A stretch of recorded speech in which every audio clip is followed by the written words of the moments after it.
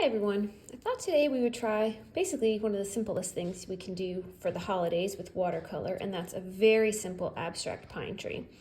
I have my watercolor paper, I have clean water, I have paper towels for blotting, and I have a pigeon letter size 12 round watercolor brush here today. So I'm going to just get a lot of water on my brush, and I'm going to hold my brush very close to the end here. And I'm going to start and I'm going to make sketchy lines. So it's going to be hard to see. So I'll go ahead, like I usually do, and add a little bit of pigment to my brush. I wouldn't normally do this, but I'm going to add a little pigment to my brush so you can see what I'm doing. So I'm holding at the tip so that I don't get too, so I stay loose, I guess. And I'm making a bunch of dashes and flicks along my paper and leaving white space in between.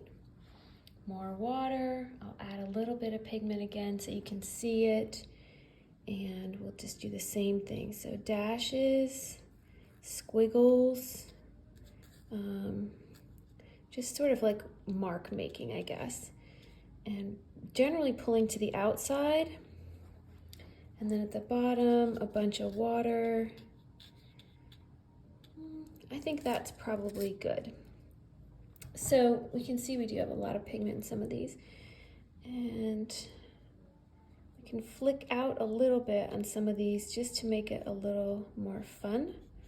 All right, just flicking out my paintbrush with water on it. Okay, so now we'll go in and we'll get some sap green and a little bit of undersea green. And we're going to come back in at the underneath side of our wet parts, okay? So at the bottoms of all of these wet places, I'm going to come in and I'm going to let this pigment bleed. This is our wet on wet technique, right? So we did wet on dry. We just added a bunch of, wet blobs, and now we are adding wet into the wet areas. So already you can see this is taking some shape. Now, this is not going to be realistic, and by leaving some white parts, it looks almost snowy. So if you like that look, leave a lot of white space. I'm going to go back now and just get undersea green and maybe a tinge of indigo on it, because a pine can be a little bluish. So this is going to be a darker combination of paint. And now I'm just going to touch more to the center, because if you had a real pine tree, the least amount of light would reach the middle. And also it would be darker on the bottom where it's closer to the ground. So we're going to kind of lower on the tree, and to the center we're going to add this darker pigment.